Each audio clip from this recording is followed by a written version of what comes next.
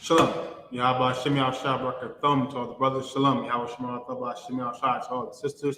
I am priest and officer at Badayah of 1000, and this is the Monday night scripture breakdown class with General Mahayaman. General Mahayaman will be here. Have all your questions ready in the chat for when he appears. We know today is Labor Day. We know today is Labor Day, and we're not supposed to be celebrating any of the precious holidays, Easter, Thanksgiving, Valentine's Day, Christmas. We're not even supposed to celebrate our own birthday. Most High God only wants us to serve Him. He only wants us. He determines what day is better than another. He determines when we celebrate His high holy days. So we need to come back to Him, come back to His laws, His commandments, and do what He tells us to do. We gotta be obedient children. We can't be hard-headed and stiff-necked, going about trying to figure out on our own. The Most High God laid out the blueprint. We just gotta follow the playbook. Can you give me Amos chapter 5, verse 21? Tell me out. Come. This is the book of Amos, chapter 5, verse 21. Hate. It's like I hate. I hate. The Most High God does hate. He does hate. The Most High God can't put the Most High God in a box, saying that Christian church saying that He's all love. He's not all love. The Most High God also hates. He gave us a different span of emotions. So why can't the Most High God hate? Read. I despise your feast days. I despise your feast days. He despised our feast days. The Most High God don't despise Passover. He don't despise the feast of unleavened bread, the feast of first fruits, the morning blowing of the trumpets, the feast of tabernacles, the feast of dedication, the Purim. He don't despise those. He don't despise His high holy days. He despises our feast days, our birthdays, our Valentine's Day, New Year's Day, Labor Day, of course. He despised those. Read. And I will not smell in your solemn assemblies. And He will not smell in our solemn assemblies. He's not smelling that hot dog. He's not smelling that hamburger that's cooking today. He's not smelling that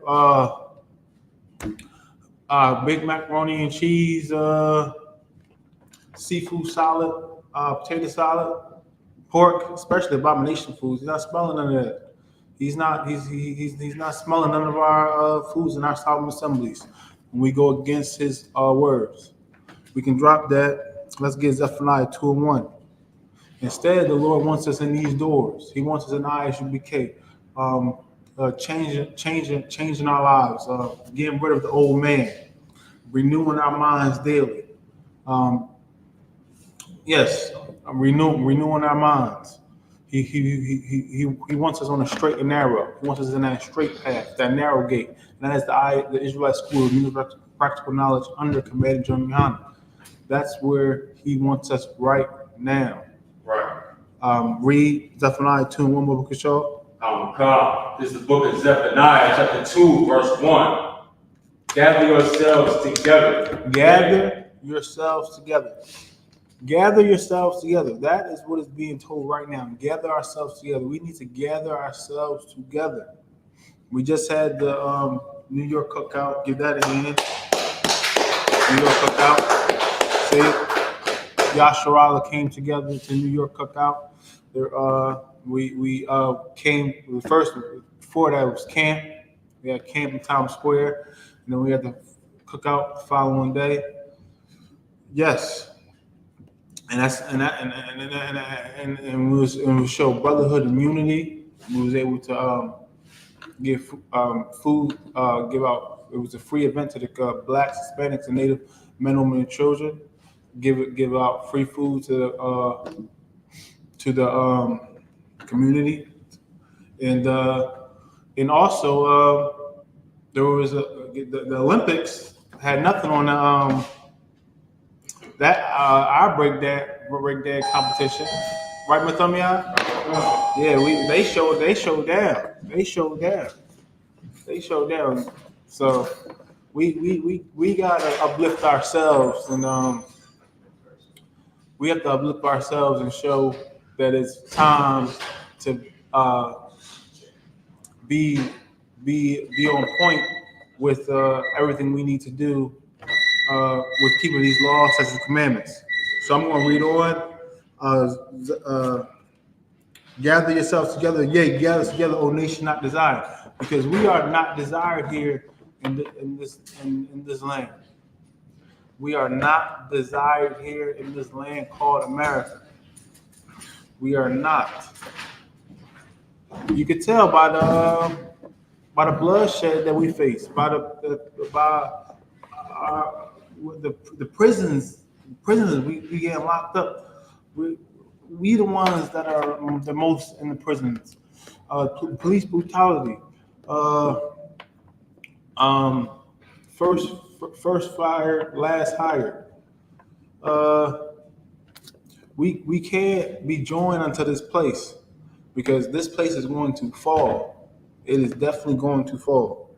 Can you give me Ephesians 4:4, Bubba Kashaw?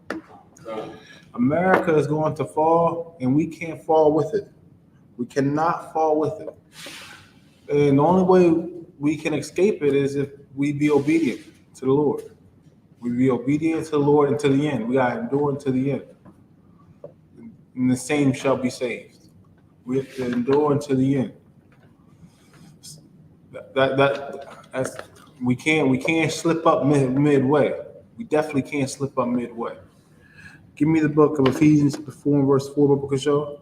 Come, this is the book of Ephesians, chapter 4, verse 4. There is one body. There is one body.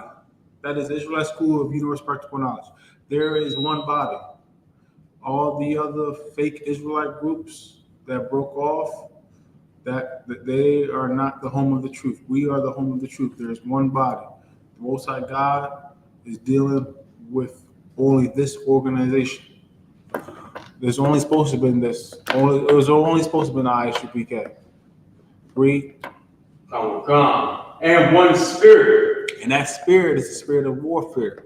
The Most High God is a man of war, so he want his men to be men of war as well. He want his nation to be the men of his nation to be men of war as well. And we all got to fight our own flesh. And that's another type of warfare. We got to fight our own. That's the battle now today. It's not taking up arms and fighting our oppressors. It's living day to day, fighting our own flesh, fighting our lust, our strong desires that tempt us to way against the Most High God. Read Baba Kusho. Come. Even as ye are called in one hope of your calling. Even as ye are called in one hope of our calling. We only have one hope in our calling. Yahweh Shemashah, he died on that cross for us. He gave us a chance back to the Most High. Let's not squander that chance. Let's not fall back into our old ways. Read. Come. Verse 6. Sorry, verse 5. One Lord. One Lord. We have one Lord. There's not many lords. We have one Lord. Yahweh Shemashah is King of Kings and Lord of Lords. We have one Lord. Read. One faith. One faith. One doctrine. We have one doctrine. We have one doctrine. One belief system. The one breakdown. All the different schools in the Israelite School of Universal Practical Knowledge, from UK to Texas to California to New York to headquarters, is we have the same breakdowns. They're the same. Read. One baptism. One baptism. One way to get clean. One way to get clean, and that's coming through these doors. That's the way we get clean. Coming through these doors, training ourselves, doing our 90 days, learning what to do, what not to do. and keep and staying strong, enduring. Let's get Baruch chapter 4 and verse 1. Because these laws are not going nowhere. Like the laws that we have right now, they're not going nowhere. The law is not going nowhere. The Most High God, he's righteous, and he chose Adam. Now Adam, he listened to his woman and fell off, but Christ came back and got it right. So now we have no excuse not to get it right ourselves. And that law that was given to Adam is the same law that Christ had to follow, and he fulfilled it. Read Baruch 4:1, Baruch Show. This is the book of Baruch, chapter 4, verse 1. This is the book of the commandments of God. So this book right here, the Holy Bible with the Apocrypha, this book is the book of the commandments of God. This is the layout. This is what we're supposed to, these are the rules of life, the rules that we're supposed to follow. For this is the whole duty of man, that we keep the commandments of the Lord. Paraphrasing. Read. And the law that endured forever. The law that endures for what? Forever. Forever. The law endures forever. It's not going nowhere. So for generation to generation to generation to the end of time, these laws not going nowhere. So we should get it right in this lifetime, so we can get it right in the next lifetime. So we can keep on doing it. Keep keeping it. Read. All they that keep it shall come to life. All they that keep it shall come to life. So we keep it, we come to life. We're not having those. We have the Lord's protection now. We have the Lord's protection. We have His wisdom. We know how to walk with wisdom. We know how to move appropriately outside in these streets. We know what to do and what not to do. We know how to treat each other in our family, in our nation. We know how to treat each other. We know how to treat the heathen. We know how, because honor all men, that's what the scriptures say, honor all men. We know how to be brotherly towards one another. We know how to do that. Read. But such as leave it shall die. But such as leave it shall die. And that's and it's not just a physical death, it's a spiritual death. We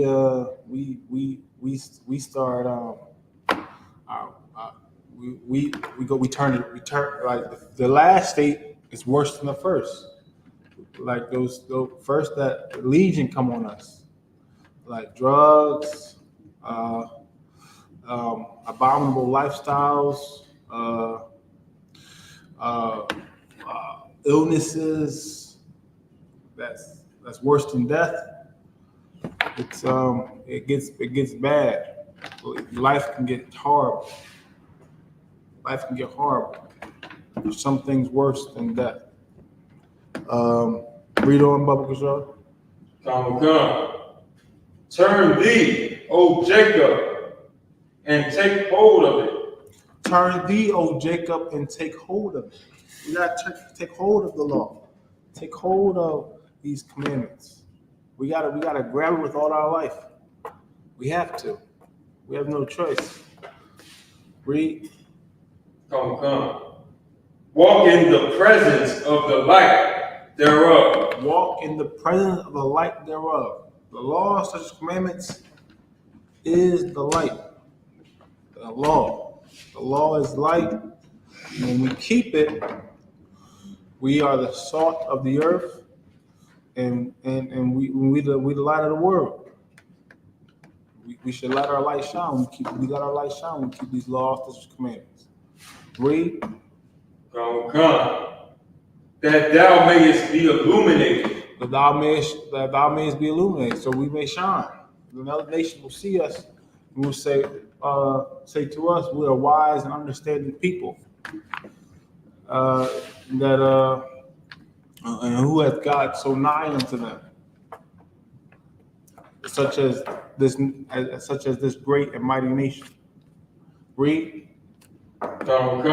Give not, verse 3. So give not thine honor to another. Give not thine honor to another. Yes, we should be selfish with our book, with our scriptures, with our heritage, with our with the prophecies concerning us. We should be selfish with the covenants. Yeah, the promises. It wasn't given to no one else. It was given to us. We should be selfish with them. Read. Come, nor the things that are profitable unto thee to a strange nation. Nor the things that are profitable unto thee unto a strange nation. The Lord our God only loves us. He chose us to be above all people that are upon the face of the earth. So we should not give these other nations anything. He said they like a drop that falleth from a bucket. He said they like a drop that falls from a bucket and spittle. They're nothing. We supposed to be ruling over them. We supposed to be ruling over the other nations. And that's going to happen one day. It's going to be Christ, the 12, the 144. We're going to reign. Right now, we got to get right. Right now, we got to do the right thing. The Most High God is watching this nation. He's watching the righteous and the wicked. He's watching everybody, seeing how everybody's moving, seeing what's going on. But we got to make our election sure. We definitely got to make our election sure. Continue with them, y'all. Baruch Yeshua. Come. Verse 4. O Israel, happy are we, for things that are pleasing to God are made known unto us. Happy are we, for the things pleasing unto God are made known unto us. We know what pleases the Lord. Not eating shrimp, pork, crab, lobster. Being brotherly towards one another. Not stealing, not committing adultery, following his, keeping the Passover. These are what pleases the Lord. Read. Come.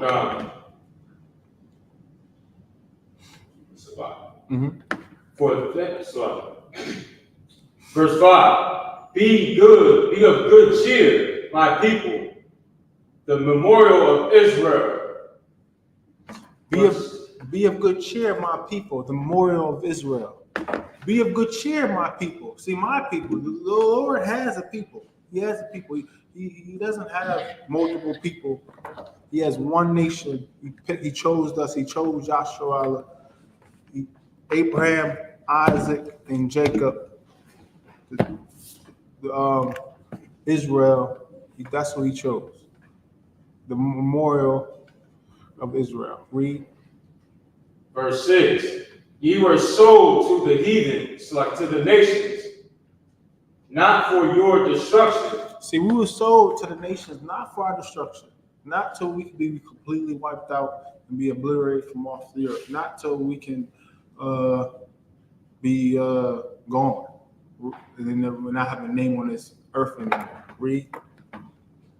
Come. But because ye moved God to wrath. But we moved the Most High God to wrath. So the Most High God had to punish us. He had to correct us.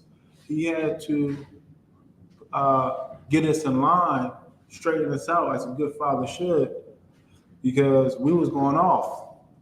And he didn't want to see his children being used and abused and being by these other nations and not listening to what he says.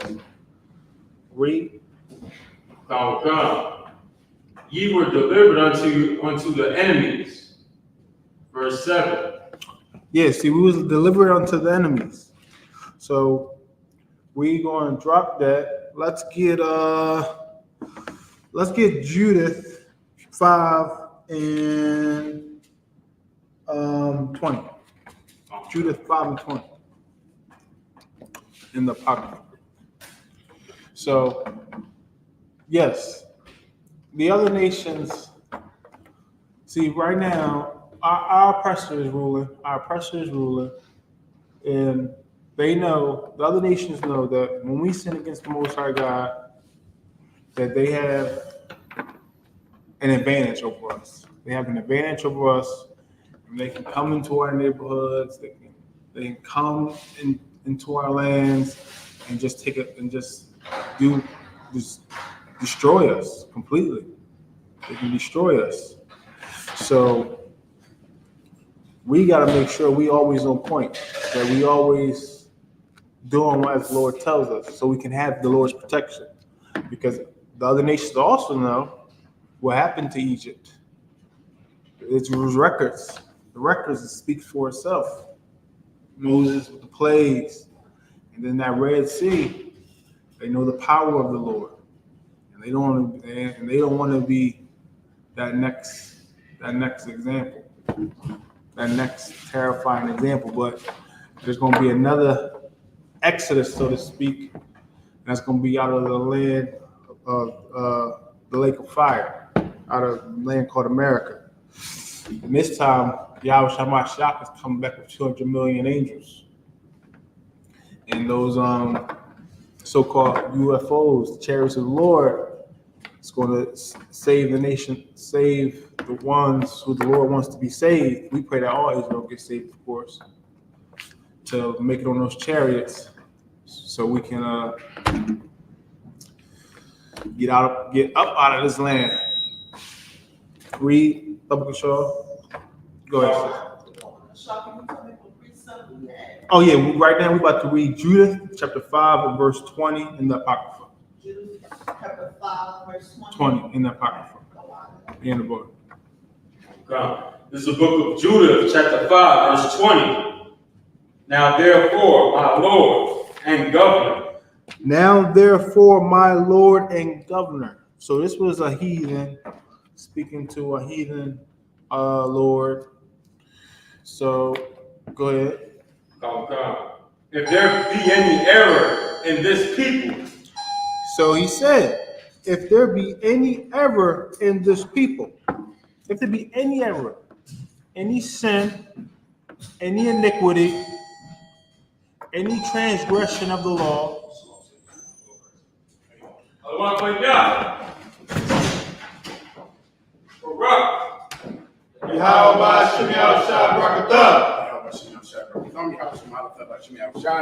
Wrap it up. Let's get it on the water boy. Appreciate it.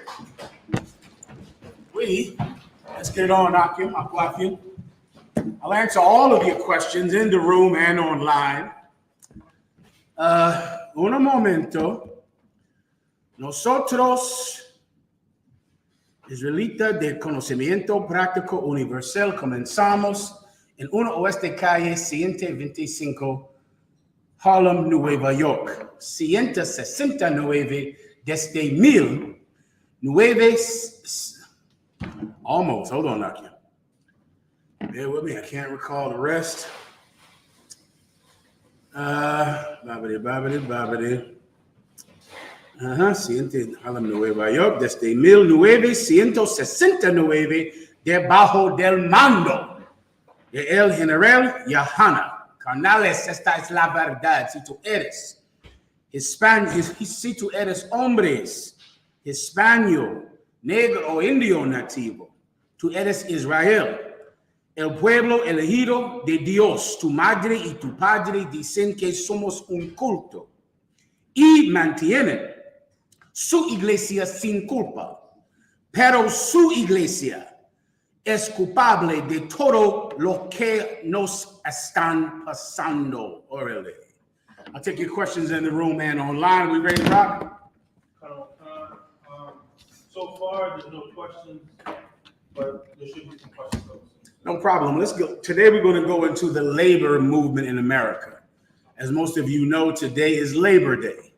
Now, if you want to understand the significance of Labor Day, you have to understand the significance of the labor movement in America and how it applies to Black and Hispanic people. The labor movement is where you get the 5-day workday. You know, working from Monday through Friday. Before the success that the labor movement had, they would just could make you work 7 days a week. There was no 5-day work. There was no 5-day workday. The 5-day workday came because people protested and fought and rioted in front of factories. And because of that, now you have a 5-day workday. The weekend is an invention of the labor movement. There was no such thing as the weekend. The weekend comes from the success of men and women who fought and labored and rioted and were beaten up by the police and beaten up by the National Guard until they fought the water warrior. And now we have there's a such thing as the weekend. Before that, there was no weekend at all. What's very difficult to understand is how they were able to achieve such success. How were they able to do it? Lord knows they had enemies. Lord knows they had every major corporation and every political party. At the time of the birth of the labor movement, that was around the Industrial Revolution. So we're going back to the 1800s when factories began to be formed in America. And of course, the conditions on those factories was terrible. And so people began to complain in Europe and in America about the conditions. And of course, then their cries were unheard. No one listened to them. And both political parties at the time were against them. The Democrats and the Republicans were against them. Then, of course, what complicated it is the Civil War. When the Civil War ended, then you had new workers coming from the South, which were the tribe of Judah, the chosen people of God, the people you call Negroes. They were living in the South, but the North needed workers. They needed people to come up north and to be the workforce in Chicago and in New York and in Philadelphia and in Detroit and in St. Louis. So they would go down south and get Black people, go into churches and organizations and convince Black people to go up north at the end of the Civil War. And Black people began to do it. And then what happened then? Labor unions were formed to keep Black people out of jobs in the North. You weren't allowed, Black people were not allowed to join white labor unions. And so now because of that, Black people had to join their own unions, had to make their own unions. What was born of that? The Civil Rights Movement. The Civil Rights Movement started with Black people simply trying to get better jobs. That was the March on Washington that so many of you know about today. The March on Washington, its original name was a March for Jobs. That was in the title. Because Black people were being barred from working anywhere because they were not allowed to be in the white unions. And when they tried to form a Black union, white people inevitably would beat them up and would send strike breakers out to their marches and hit them with baseball bats. And so Black people had no place to work. As a matter of fact, many of you know that Martin Luther King was killed in Memphis, Tennessee. Well, the reason that Martin Luther King was in Memphis, Tennessee, he was there to support the Black sanitation workers strike. The Black sanitation workers in Memphis were going on strike because they were getting paid less than half of their white counterparts' paycheck. And they were forced to do terrible jobs, to do the jobs that white people wouldn't do. So the Black sanitation workers went on strike. They were beaten by the police. The National Guard came against them. And of course, the white labor unions also came out to beat them with baseball bats. Martin Luther King went out there to support their strike, and that's when he was killed. So what we know as the Civil Rights Movement, it was supposed to be, it was generally accepted to be a fight so Black people could break into the union that white people would not let them in. And they had to fight, and they had to fight, and they had to fight. Now what do you have today? The weekend. That's what you have today. That's what got invented because of that fight. The weekend, the 5-day work week, health care, overtime. right? Days off and sick days. All of those things come from people doing something that black people think is evil to do today. How were labor unions successful? They were unified. Unity. Unity is where you get this 5-day work week. Unity is where you get health care. Unity is where you get benefits and when you get days off. Labor unions unified. And because of that, the world became a better place for people that otherwise would not have had a voice. Why is it then so evil for blacks and Hispanics to unify? Why can't we unify? Why can't we decide we want to make the world a better place? So we're going to create a union that doesn't include everybody, the same way unions don't include everybody. Unions are specific to those people on that job who work that profession. Well, why can't we have our unions specific to blacks and Hispanics, North American Indians? Why can't we come together with a particular group of people and fight for the rights that we believe God has given us? It worked for Labor Day. It worked for the unions. It worked for them. I have some videos. I sent those videos to Yedai. Is Yedai coming here today? Okay, when he gets here, I'll show him, unless he can send them to the brother right here, right? If not, with that, I'll answer some questions for you. But that's the breakdown of Labor Day. That's why now everyone has a day off. It's a federal holiday, but it didn't start like that. Originally, everyone hated the unions. Everyone hated Labor Day. Everyone hated the labor movement. Both political parties, all the churches, everyone thought it was wrong. Everyone. But they didn't let that deter them. So now what will you do when your mother says you're in a cult and you're wrong for unifying with your people? You're wrong for coming together and going out on the street corner and going on the internet and protesting for the treatment of your people and how it's contrary to God's law. It worked for the union. Why can't it work for blacks and Hispanics? Why can't we do the exact same thing that the unions did? Why can't we come together? Why can't we unify? Why can't we raise our voice and demand a better life? Why can't we demand a better place?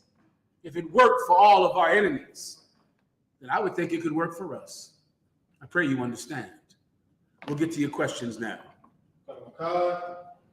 This is from Ashata, Sloppy General. If I could, and you don't mind, No problem, man. can I get a breakdown of 1 Thessalonians chapter 5, verse 17? How do you pray without ceasing? Are there certain times you do it for certain things? No problem. Go ahead and read, please. This is the book of 1 Thessalonians chapter 5 and verse 17. Pray without ceasing. Mm-hmm.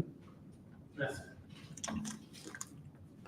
The term pray without ceasing does not mean pray every day, all day, every minute of the day. That is, of course, not what it's talking about. Pray without ceasing, meaning don't stop praying simply because you get discouraged. That's what praying without ceasing is talking about. At those times, you better pray. Because when don't you pray? You don't pray because you're discouraged. Because you feel like these prayers aren't working. Because you feel like things won't get better. Everyone thanks God when things are going well. You thank God when you hit the number, your scratch off, get you a few dollars. And then you have some rough times, and then you might pray in the beginning, thinking that God will help you, but then you lose hope. To pray without ceasing means that you don't stop praying simply because times get hard. You continue to pray even in hard times. Everyone understands. Next. This is from I.S.U.P.K. I see you. Go ahead. Sloppy, sir, if I could, may I have a breakdown from Leviticus chapter 24, verses 10 through 12. I was given this scripture as justification for interracial marriage. No. For water for your time, sir. Go ahead. This is the book of Leviticus chapter 24 and verse 10. And the son of an Israelite woman, whose father was an Egyptian, went out among the children of Israel. And this son of the Israelite woman and a man of Israel strolled together in the camp. Verse 11. And the Israelite woman, the son, blasphemed the name of the Lord and cursed. And they brought him unto Moses. And his mother's name was Shelomith, the daughter of Debri, of the tribe of Dan. Verse 12. And they put him in ward that the mind of the Lord might be shewed him. So they waited and they went to Moses to see what should we do with these two. They wanted to see what Moses' judgment, an Israelitish woman that fought with an Israelite man. Keep going. Okay. Verse 13, and the Lord spake unto Moses, saying, verse 14, bring forth them that have cursed without the king, and let all that heard him lay their hands upon his head, and let all the congregation stone him. Who got stoned here? The son of Israelite's woman. Keep going, there's a little more. Okay. Verse 15, and thou shalt speak unto the children of Israel, saying, whosoever curseth this God shall bear his sin. Okay. For time's sake, I got to speed you up, all right? When Moses left the land of Egypt, our salvation out of Egypt is different than the salvation we're going to receive under Jesus Christ in this way. When Jesus Christ returns, all Israel shall be saved. Only Israelites will get on the chariots that are coming. Only Israelites. It wasn't like that coming out of Egypt. Coming out of Egypt, the Most High God allowed every Israelite to leave Egypt with their heathen wives. So if you were an Israelite man in Egypt and you had a heathen woman, she came with you, right? If you were an Israelite woman and you were married to an Egyptian man, the heathen children came with you out of Egypt. That's how it worked. Everyone just left. Everyone left, period. It wasn't until we were in the wilderness that the Most High separated us from the mixed multitude. What do I mean by mixed? Meaning people who were sinners left Egypt. No sinners will get on the chariots of God. None. But people who were sinners, they got to leave Egypt simply because the Egyptians wanted all of us out, regardless of whether we followed Moses or not. Our salvation under Jesus Christ won't be like that. Either you'll be a person who has devoted themselves to changing yourself. You get to go first, or you'll be people that help those people. You get to go after them. But Egypt, everybody left. Everybody left. An Israelite with whatever heathens you had around you, or working for you, or in your family, they left with you. And then later on, Moses got rid of the sinners. And when he got rid of the sinners, he got rid of the heathens with them. Because they were, of course, married to heathen women and had heathens in their family. He got rid of all of them. So this precept is about that, all right? And that's all you need. But if you see that when you read the Exodus and about Moses leaving, you'll see that that's why. You need the precept you just look to when he got rid of the mixed multitude. You can look that up right now. Give it to the warrior now, the mixed multitude. And give me the brother who put the javelin in the back of that man who was having sex with a Chinese woman in the Bible. That was during the same time. Matter of fact, let's go with that one since it's quicker. When Moses said, fine, I let all of y'all come with us out of Egypt.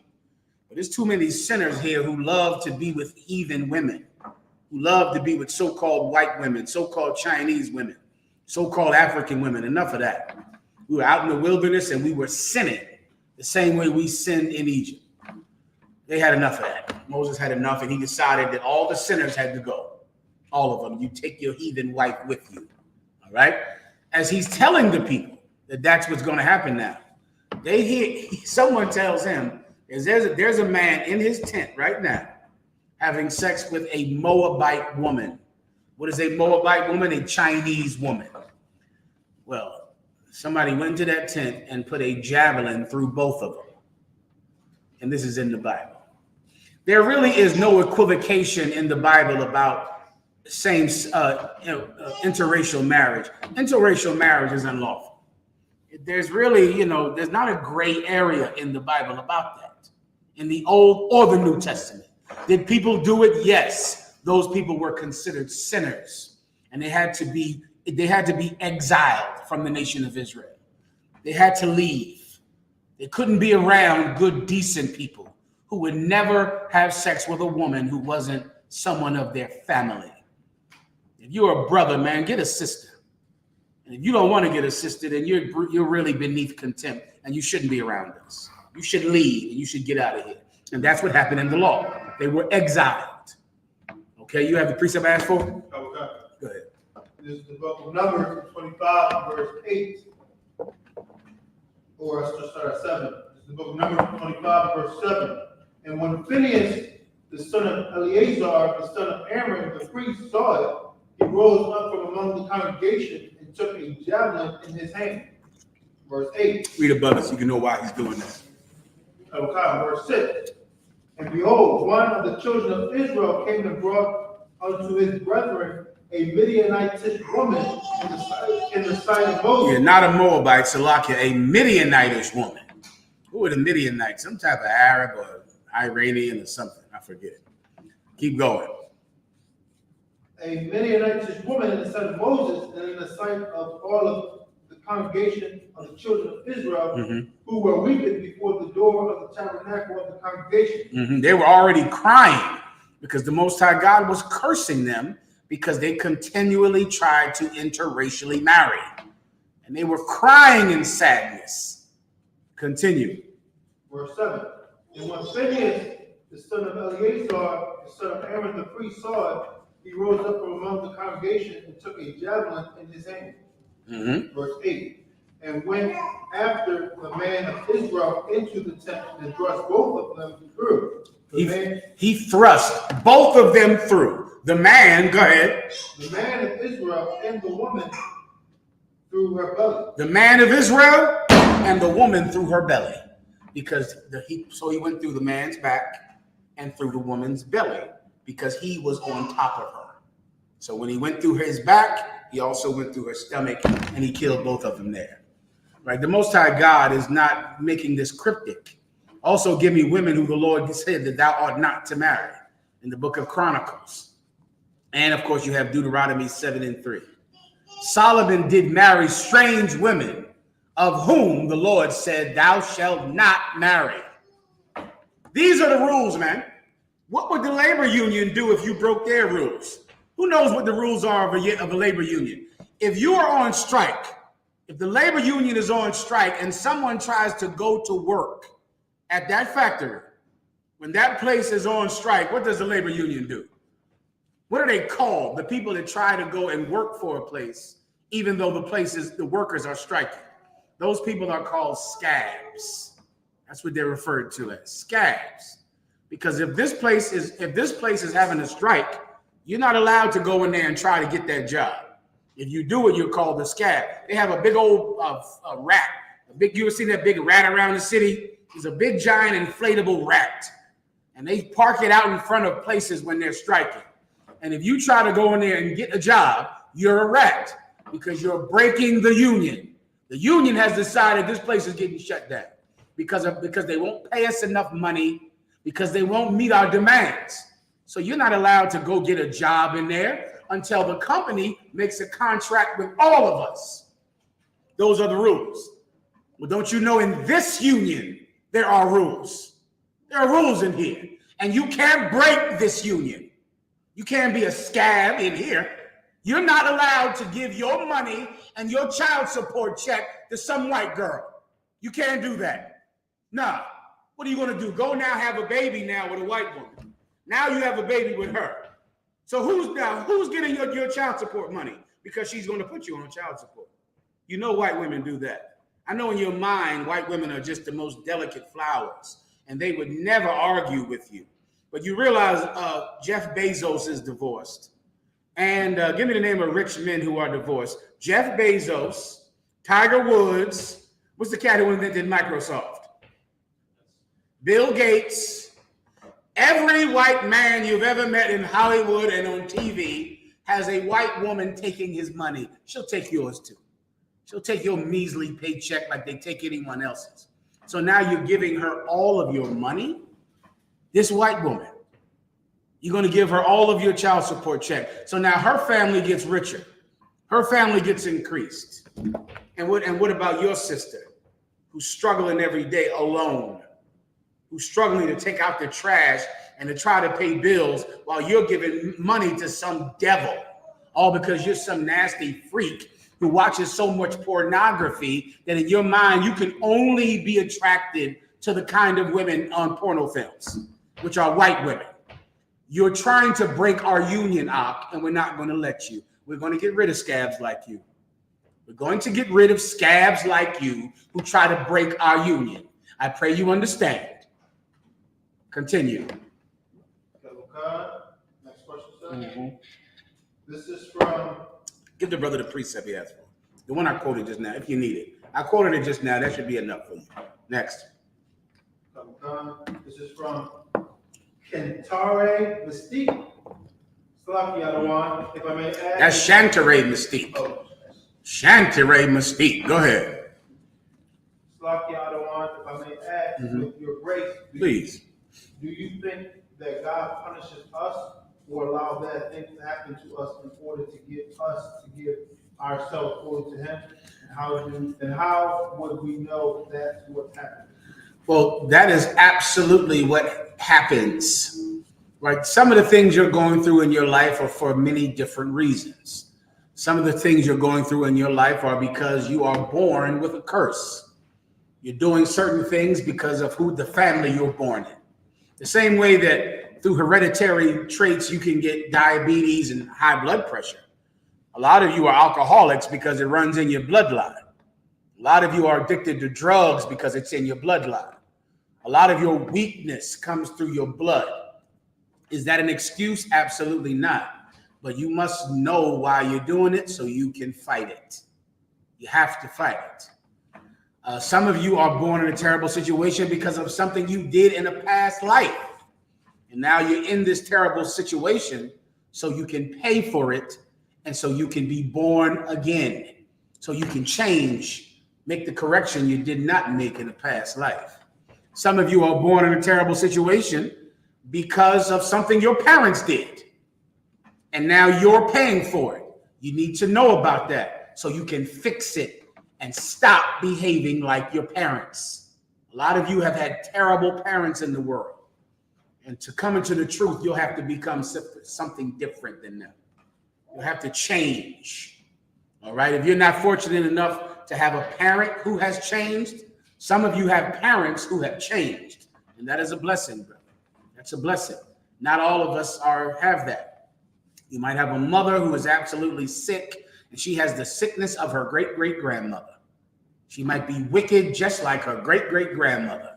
And you have a grandfather who is a terrible person because his great-great-grandfather was a terrible person. You're going to have to break that mold up. You're going to have to change that. You're going to have to break the generational curse. Generational curses come from parents. They come from parents. So you have to get away from that. Then there's other people who, when terrible things happen to you in your life, you're being corrected because our God is our Father. That's a concept Jesus Christ was trying to make us understand. He's our Father. And that's what fathers do. Right? Fathers correct children because they want them to change. Fathers do a mean and terrible thing. It feels like that, but he's doing it because he wants you to be a better person. He's not doing it because he wants to hurt you. But he's doing it because he wants you to never do this again.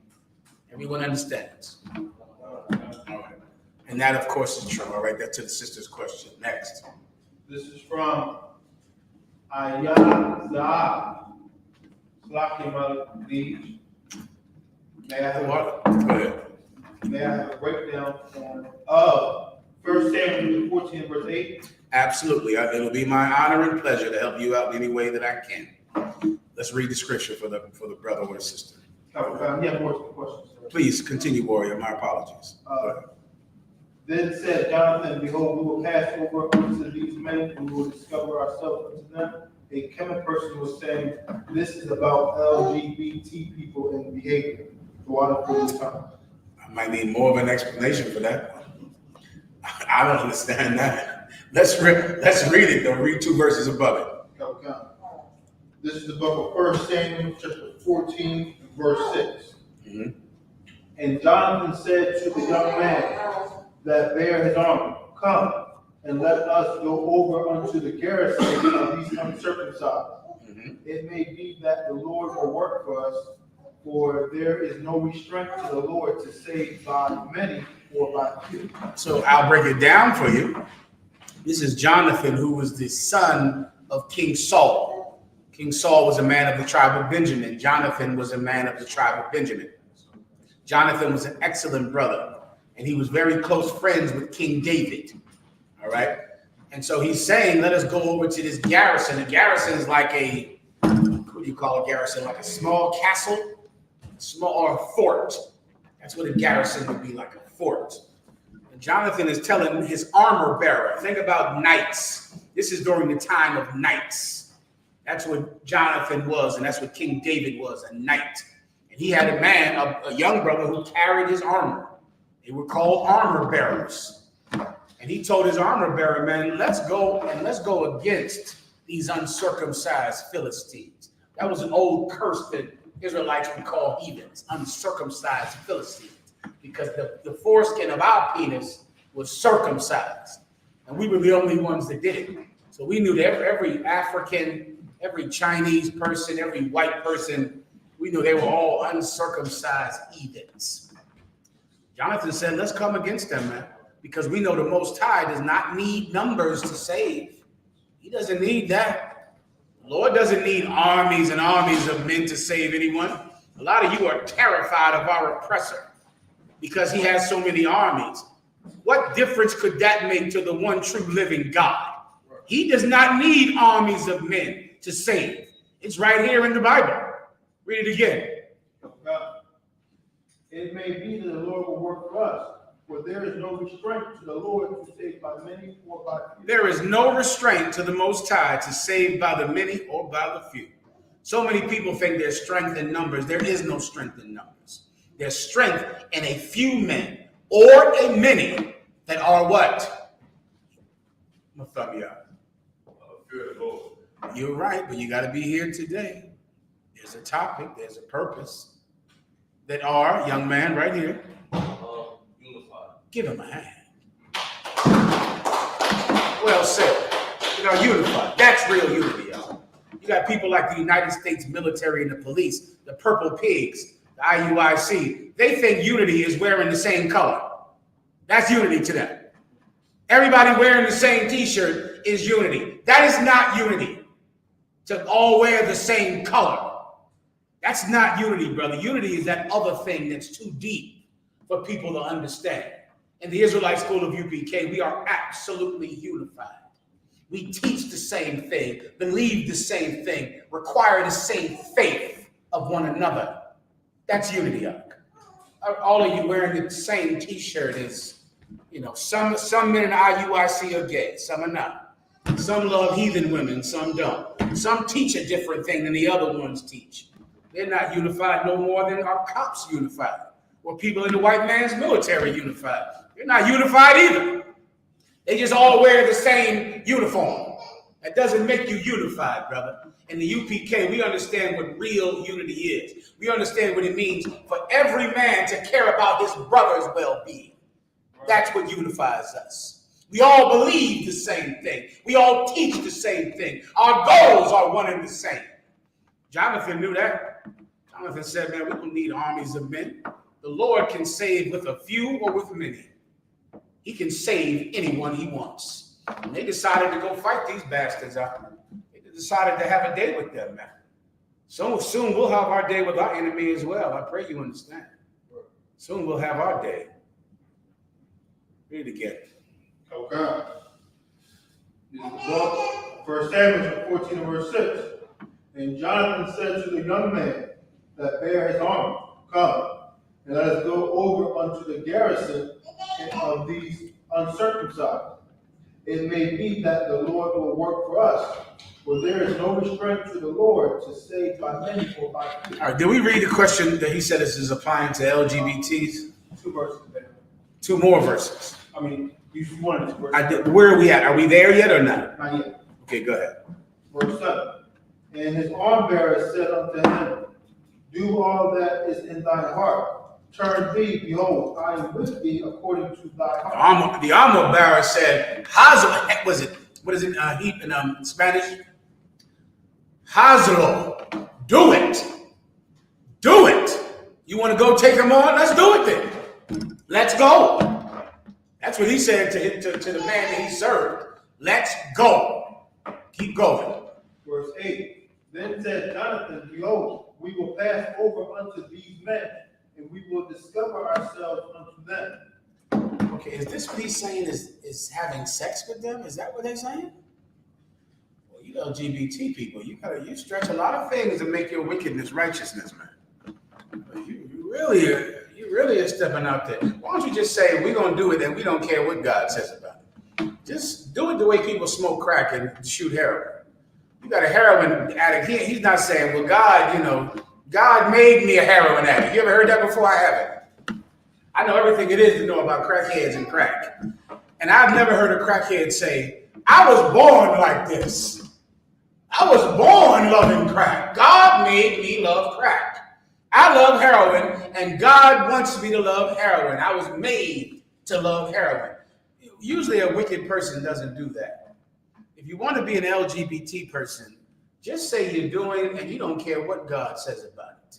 Because, of course, this scripture is not talking about having sex, running over there and having sex with all of the men that you're going out to fight. It's talking about fighting, man. Why do I got to break this down?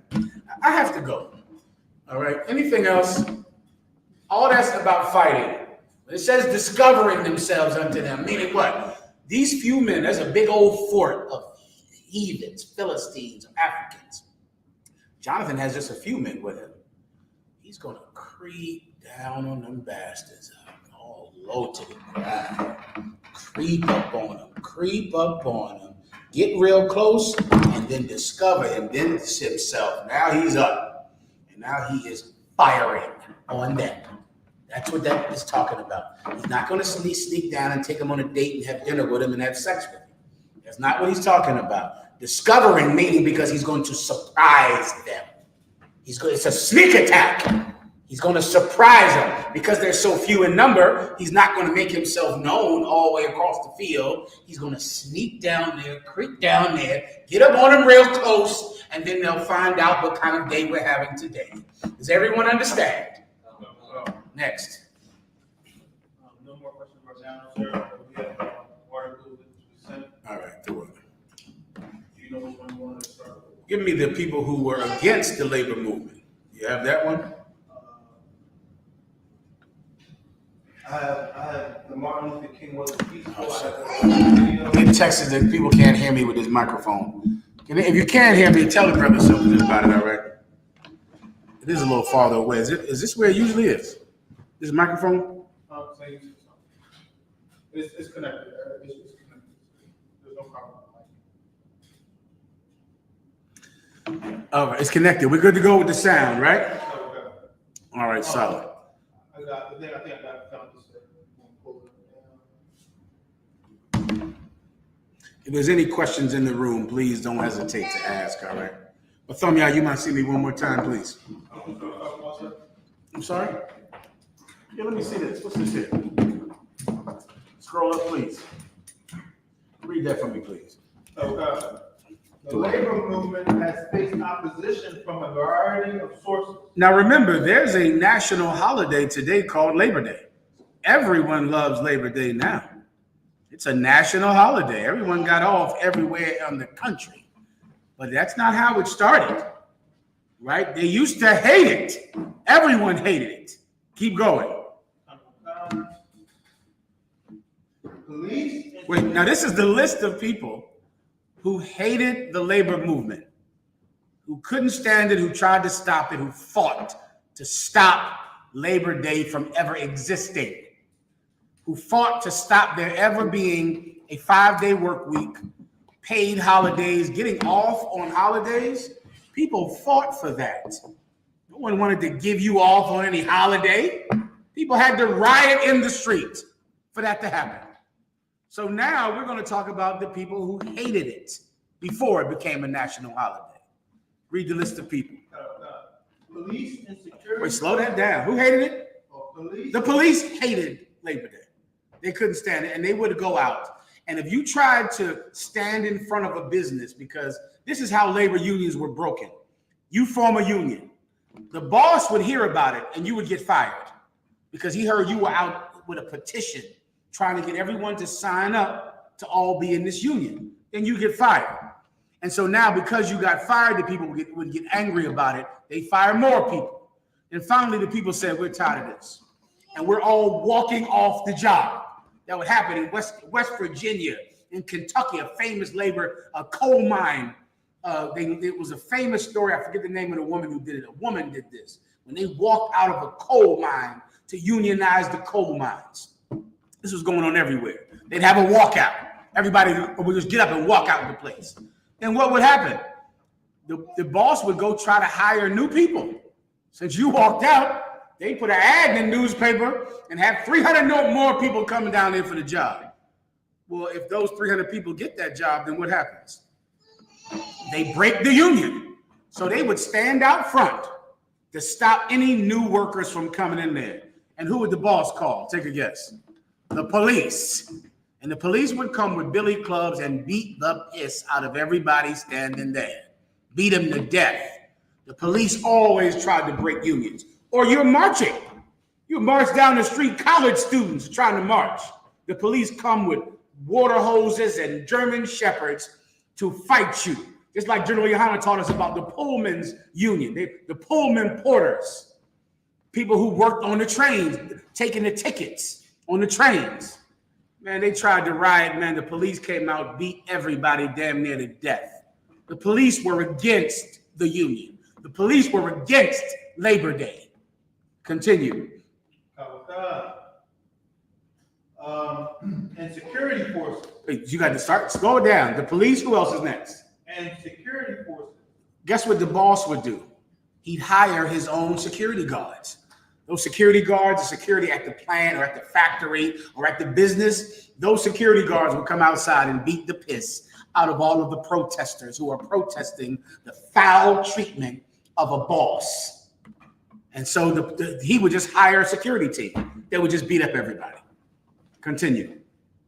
For about 150 years, police, security forces, National Guard. Who? National Guard. The National Guard would beat you up if you tried to picket, if you tried to protest, if you tried to fight for fair wages. They would call the National Guard. They would come out there and hit you with a rifle in your head. That's what happened. That's what happened. Once again, Martin Luther King Jr. was shot trying to protest the black sanitation workers in Memphis, Tennessee. They shot him when he went out there to do it. Now we have Labor Day. Everybody loves Labor Day. Everybody loves it now. They didn't always love it. They didn't always love it. That's the lesson that you better learn. You see, it takes courage and unity to fight for something that people later on will realize was the right thing to do. That's why you can't be a coward. That's why you can't go coward, because right now in the Israelite school of UPK, under commanding General Yohanna, we're fighting for unity. We're fighting for a better place. We're fighting for better treatment. We're fighting for you. And now everyone hates us. They will not hate us later. Do you understand? They won't hate us later. But you're going to have the courage up to endure this time. Then one day everyone will look up and will say, if not for the Most High God, there would be no Sabbath day. That's where the labor union truly starts, on the Sabbath day. Because the Most High God in the Bible, thousands of years ago, said, thou shalt do no servile work on the seventh day. You get a day off. And bosses and rich men have been fighting that for thousands of years. With the police, with their own private security guards and with the National Guard. They've been fighting, trying to not give you a day off. Other people were able to go through the war. Are you? That's what you better ask yourself. What are you willing to go through for a better place? Continue. And special police forces had opposed union organizing and strikes. Always. Give me Martin Luther King, since Martin Luther King died, his memory has been perverted to push white supremacy. But when Martin Luther King was alive, he was a labor organizer. That's what he was doing. Show me him and Jimmy Hoffa first. That's what he was doing. He marched on Washington for jobs. If you can find that, you can look that up in your phone or someone can give it to the brother. Give me the original name for the March on Washington. Everyone now knows the March on Washington for the I Have a Dream speech. The I Have a Dream speech is in all of your hearts, tattooed in your heart, for being how white people and black people should come together. How we all should hold hands and all come together. That's not why he was there. That wasn't the point. The point was jobs, Isaac. Jobs. Please read it for everyone to understand. Oh, gosh. The original name for the March on Washington for jobs and freedom was Emancipation for Jobs.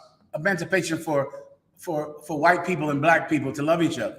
Emancipation for jobs. Emancipation for us to all get along and love each other and interracially marry.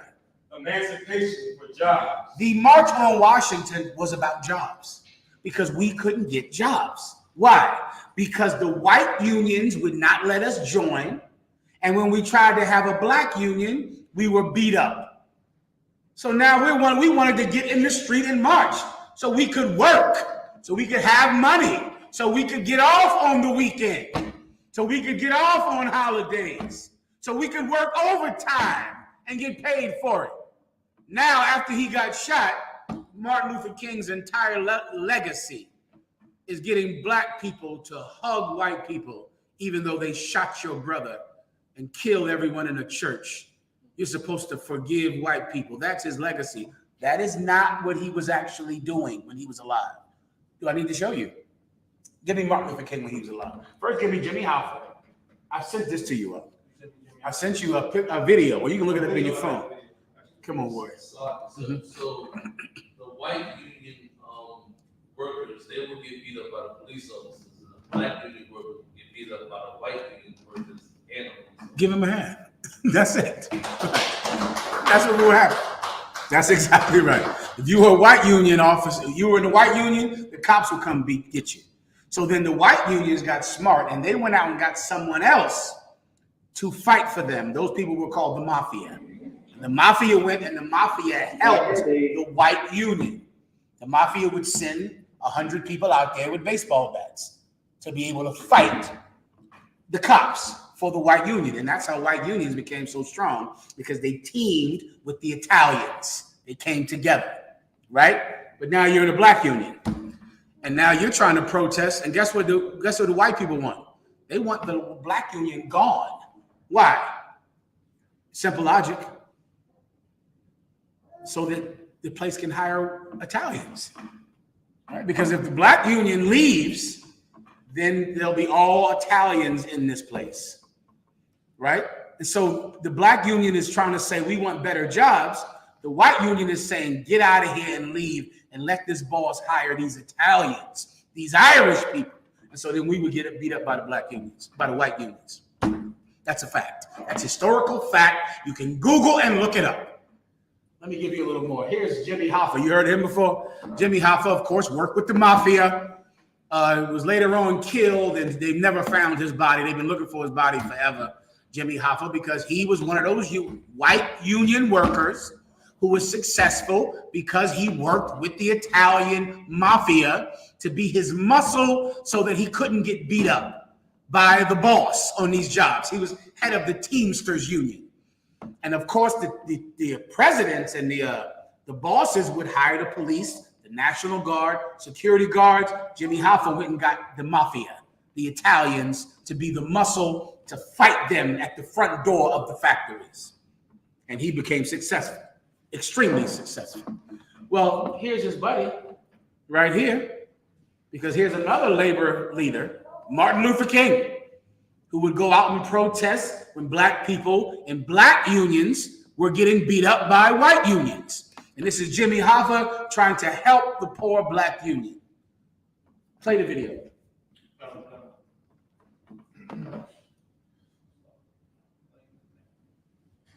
Cause that you believe in, cause that Mr. Weasel died for, cause we fought for myself at least for 35 years. After discussing with the executive board all the problems that some of our people within that 51 years, we recognized the cost, the suffering. We thought the least we could do was give a contribution. Clear and adequate for me to express my appreciation to you and the members of the Teamsters Union for this great contribution.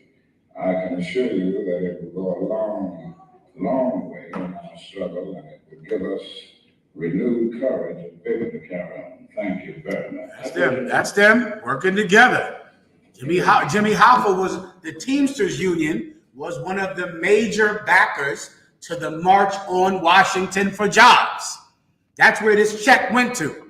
So now he could go march on Washington to help black people get jobs. And the Teamsters Union gave him a donation for it. Now your belief in Martin Luther King is about interracial marriage. And it's about forgiving white people no matter how much they kill you in your church or shoot you on your job or kill your brother. That is not what he was actually fighting for. He was actually just trying to get black people jobs. And they perverted his memory because he was sick and he loved to have sex with white women. And because of that, they're able to pervert his memory and use it to subjugate black people under white people. But that is not what it was about. It was about labor. It was about labor. Give me another one. Give me what Martin Luther King, how they thought of Martin Luther King when he was alive. You have one? I'll tell you where to start if you can pull it up on the screen. What they said about Martin Luther King might be familiar to a lot of you. I know it was very familiar to me. If someone cannot hear, please, you got to tell us in the chat room, all right? Yeah, send this over. Skip that.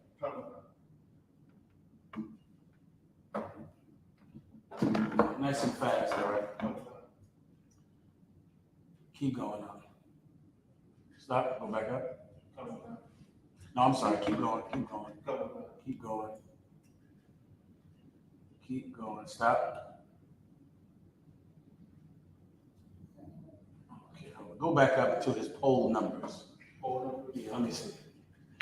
On this article right here, it goes over Martin Luther King's poll numbers. Just like right now there's an election and they take polls of how people feel about Kamala Harris or how they feel about Donald Trump. When Martin Luther King was alive, right before he died, his poll numbers were 75% negative. 75%. Hold on one second. Slow it down.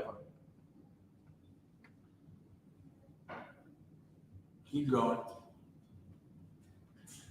This might be, did I send you two of these up? You sent me this one, and you sent me one more. Let me see the other one. It was called, What was that called? Was it about Martin Luther King? it said African Americans and the American labor movement. No, skip down. Keep going. Keep going. I just have to find it. I should look through it on my phone. It's probably better. Hold on. Oh, I kind of found Let me see. it. 73%? Yeah, go ahead and read that.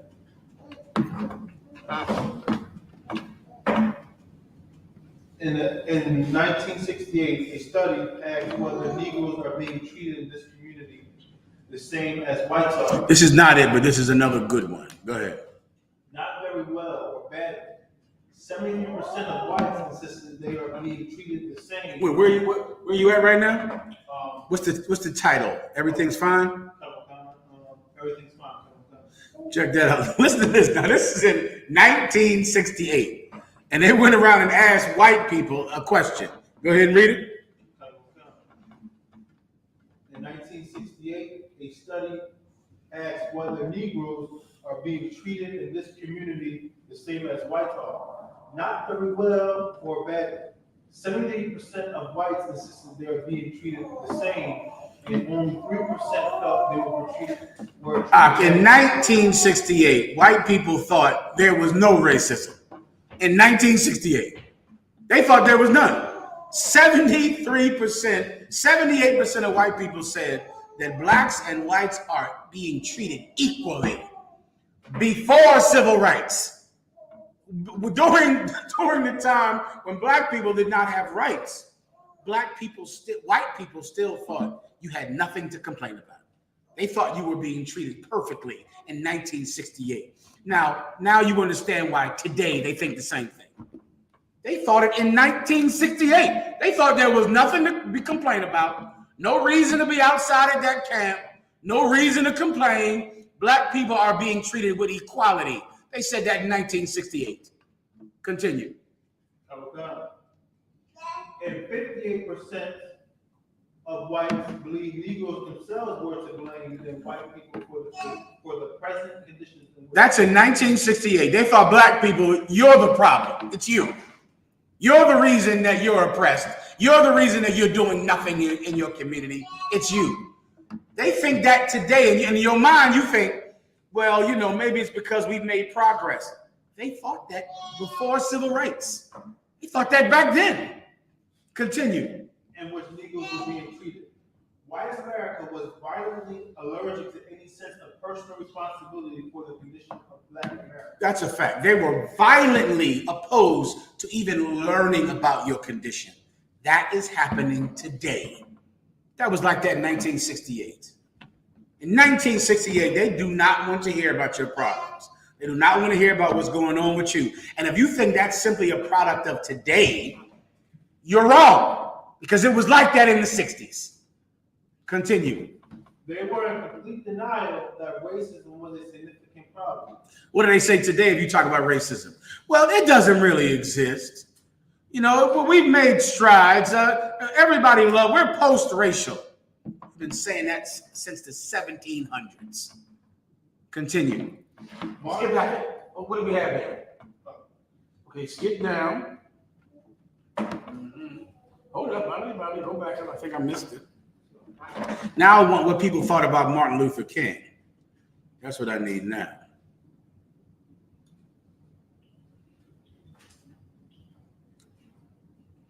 I'll skip you down for it.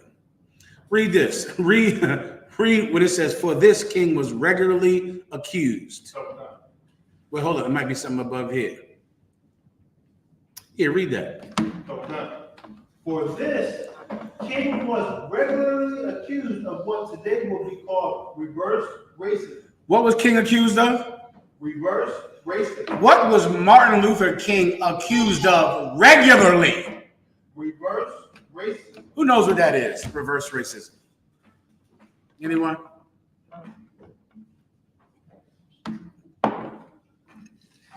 Anyone online? Because they definitely accused Martin Luther King of reversed racism.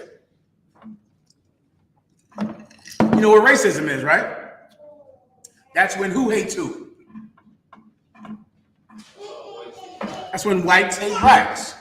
So what's reverse racism? When blacks hate whites. What did people accuse Martin Luther King of regularly? Of hating white people. It's right here. Here it is. They said he hated white people. That's what they said about him. That is what they said about him when he was alive. Now he's the reason your grandma is going to hug the person that killed her grandson if he's white. If he's black, she won't hug him. But if he's white, she's going to hug the person. Why? Because of the legacy of Martin Luther King. Martin Luther King was accused of reverse racism regularly. Continue.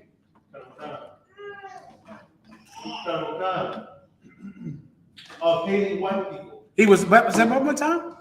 Of hating white people. What was Martin Luther King accused of? Of hating white people. That's what they said about him. Now you remember that when they say you're in a hate group. Remember that. Who else was in a hate group? Anyone want to know? Right here. Martin Luther King was in a hate group. It's right here. You can just Google it and look it up. That's what they said about him. They said he was in a hate group. Why? Because he was fighting for the black sanitation workers. He was fighting for the black train workers, fighting for the black bus drivers, fighting for the black people that rode the bus. So because he loved black people, you have to be accused of hating white people. That's true today, and it was true of Martin Luther King. Now remember that when you're scared to tell anyone that you're in the Israelite school of UPK. Remember that. Read it from the top and keep reading. For this, King was regularly accused of what today would be called reverse racism, of hating white people. One piece of hate mail is particularly revealing. So now here's some hate mail that he received. Listen carefully. Go ahead.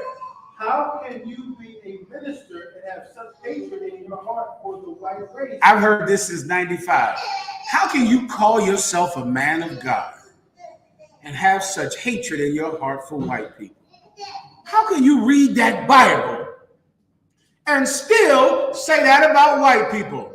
Who else did they say that to? Martin Luther King. It's right here. Read it again. How can you be a minister and have such hatred in your heart for the white race and the nation in general? And the nation, what else did they accuse? They're accusing him of hating white people. And what else are they saying he hated? America. How could you hate white people and hate the nation in general and call yourself a man of God? I know exactly what that feels like to be told that. So do you. Keep going. Do return that Nobel Peace Prize that we bestowed upon you. You should return that Nobel Peace Prize that we bestowed upon you. The devil is saying he gave him the Nobel Peace Prize as if he gave it to him. But in his mind, white people gave it to him and he should give it back. Any more? There's another paragraph. Go ahead. King believed that conflict was necessary because hard and obfuscated truth must be brought into the light. Ain't that something? You hear that, don't you? Martin Luther King said that believed that conflict was necessary because hard and obfuscated truths. Obfuscate means like a truth that's being distorted. You can't see it. It's an obfuscated view. Well, that needs to be brought to light. So he knew that you had to have conflict. So why are we considered a cult? Why are we such a hate group? When we believe that obfuscated truths must be brought to light, we're going to have some conflict because otherwise no one will ever see the truth. At least that's what Martin Luther King believed. Keep going. No matter how much anger, frustration, resentment, denial, backlash, and yes, conflict emerges as a result. In his most famous piece, Letter from a Birmingham Jail, he writes, non-violent direct action seeks to create such a crisis and cause such tension that a community. I think you can read that on your own. Everyone can look that up. The brothers will post it online if you want to check it out. All right. So once again, this is where Labor Day comes from. Now, what I've always wondered is why are we considered so evil if we want to do the same thing?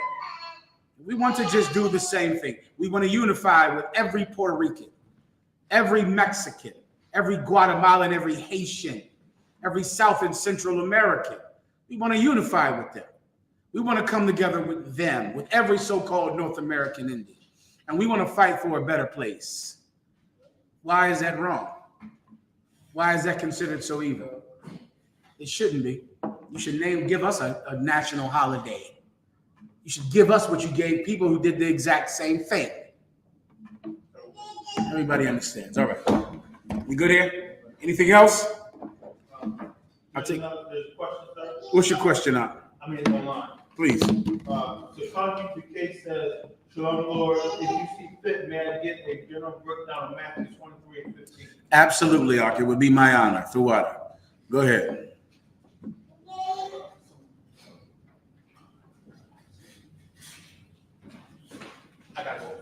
Oh, you got to roll. So look, someone answer this last question, all right? Then we'll end the class.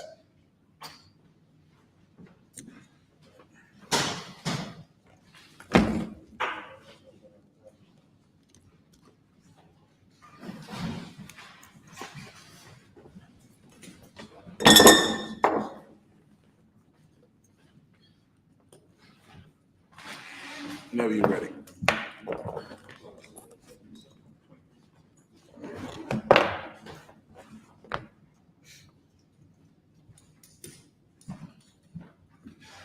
It's the book of Matthew, chapter 23, verse 15.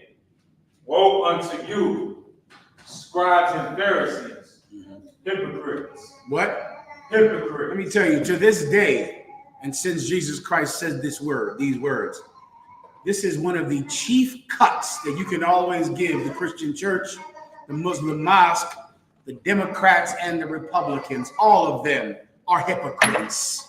Hypocrites. What does the term hypocrite mean? Meaning they say one thing, they portray themselves to be one way, and in actuality, they're the opposite. They behave like they're men of God. They discuss themselves and praise themselves to be men of God. But in actuality, they are the most wicked people that you'll ever find. This is true of the Christian church today. This was true of the Sadducees and Pharisees in the day of Jesus Christ. Continue. Now come, for ye compass sea and land to make one proselyte. So you proselyte. So you will get on a boat and go compass sea and land. To compass sea and land means to go around it. So you'll go all around the world to gain new followers. Keep going. Now come, and when he is made, ye make him twofold more the child of hell than yourselves. And when he is finally a member of your church, you make him doubly a servant of hell than you are. That's the Christian church. The Christians go all the way over to Africa to gain new followers. You've seen that. They go all the way to Ghana, all the way to Nigeria, all across the world, all the way to the Philippines and Egypt to gain Christian followers. Just for those same Christians to become Christians, to get dipped in that water, and then to become the most wicked child molesters and LGBT people you've ever found. They don't become better people, even though the Christians went over to Africa to find them. They don't become good people. They don't become kind people, righteous people, people of dignity and honor. They become worse than they ever were. That's the point of this precept. Was there any more? Was that it? Was that it? With that, let's pass the class over to Priest Officer Mathia.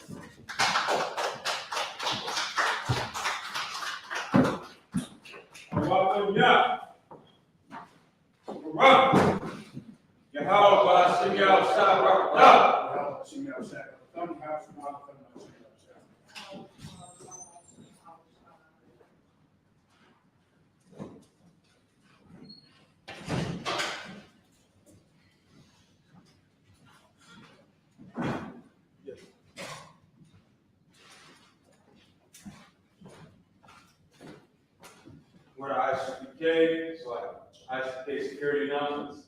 Where I.S.U.P.K saw 1West on the 25th Street, New York, under command of GEN.YAHANNA. Rule for new brother and sister. When a new brother or sister comes into the school, they are off limits for 6 months. They are to be saluted only. They are here to shed themselves to the world. If they need transportation, the teacher will arrange it. After 6 months, if a brother or sister has an interest in a particular person, he or she must get permission from the head to speak to a brother or sister. There is another 6 months in which the brother and sister will court each other. After this 6 month period, the brother and sister will get permission from the head to marry. Tithes, which is a commandment, you will find this in Numbers chapter 18, verse 21, and Malachi chapter 3, verses 8 through 10. It means 10th in the Hebrew, I.S.U.P.K. 10% of every penny of any increase the Lord gives you, give to the treasury department. Free will offer for priests, not mandatory, whatsoever amount of your life. Upcoming holy convocations. If we got the next one is a memorial blowing of the trumpets, and you can find us like this is the first day of the 7th month, and it's on the lands on a Wednesday, the 2nd of October, and you can find it in Leviticus chapter 3, chapter 23, verses 24 and 25. Remind Akim and Aquathian to check the bulletin board in the hallway. And if any brother wants to become a trooper in the school, to start wearing all black. boots, shirt, pants, headband, and scarf. With that, men of Israel, like Majid, which means the same. All right, we're going to give one courtesy salute. Men of Israel, I Shabbat. I Barak. Yahweh, Hashem, Yahweh, Shabbat, at the top, sorrow, which means the turn. I sisters, which means the same. We're going to give the sisters one courtesy salute. Men of Israel, I Shabbat. I Barak. Yahweh, Shamar, Adam, Hashem, Yahweh, at the top, Pastor Smith.